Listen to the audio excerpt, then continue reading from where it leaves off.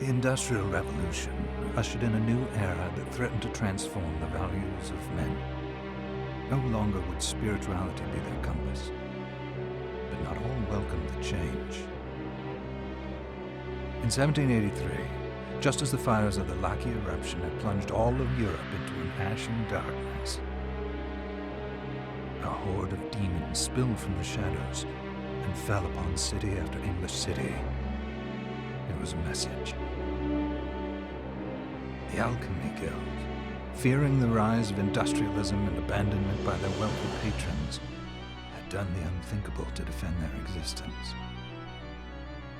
Through recondite arts, the alchemists had created shard binders, humans transplanted with crystal that attuned them to demonic power. They sacrificed the shard binders, and in doing so threw the gates of the world open to demonkind. Countless innocents died, and though the Church succeeded in vanquishing the Hell's End, a steep price had already been paid and collected.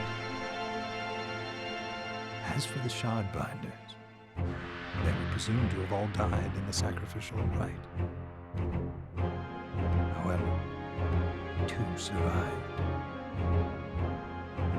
Jebel, the boy for whom by some miracle the rite did not prove fatal.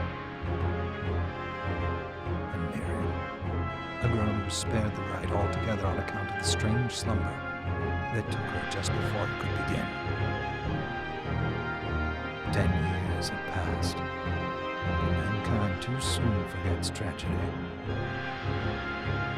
The demons have returned, presaged by a great castle. And on this very hour, Miriam awakens. Upon learning Jebel is the architect of this new, bloodstained ritual, Miriam and the alchemist Johannes set forth for the accursed castle. Their galleon cuts through the water, lancing towards the inevitable.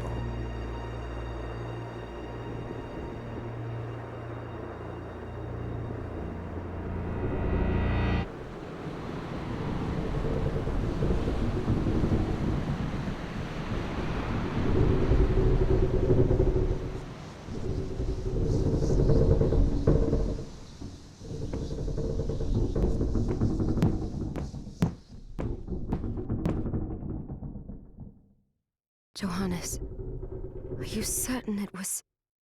It was Jebel's doing, Miriam. No mistake. It's so hard to believe. I wouldn't even be alive if not for him.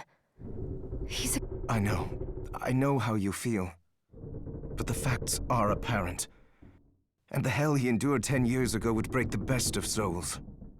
Miriam, I want you to know that I'm sorry.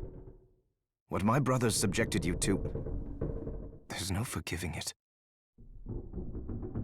It was their transgression, not yours. You always took care of us. Obviously, not enough. Well, let it go, Johannes. We need to focus on the task ahead.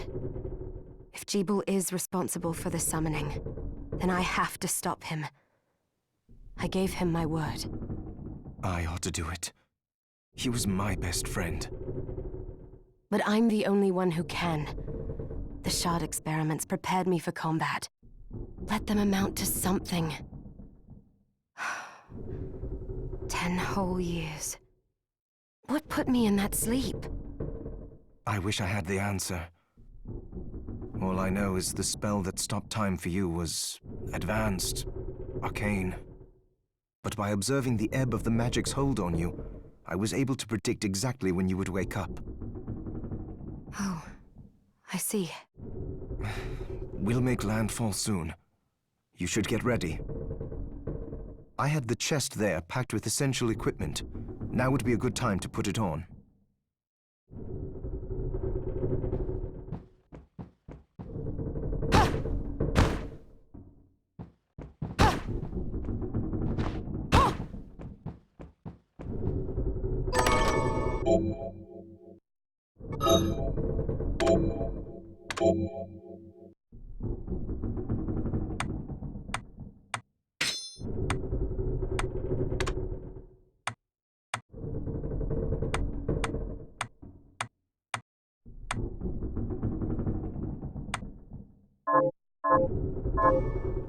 Good.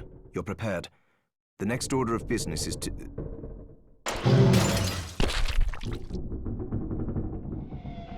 I'll take care of it.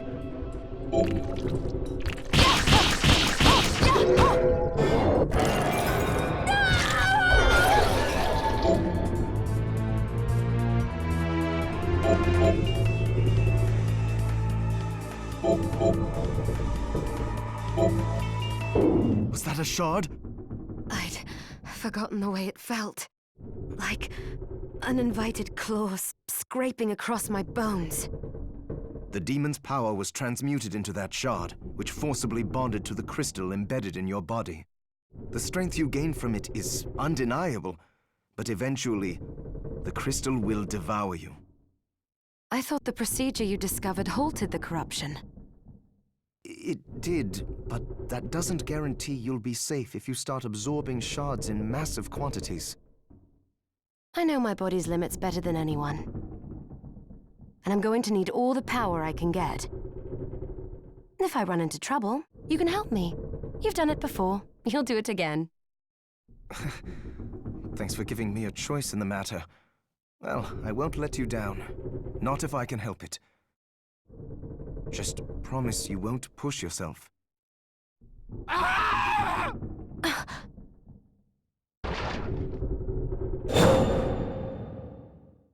did they get inside? The demons from the castle must have infested the ship. Then they can help me wake up these muscles of mine. I'll wipe the deck with them.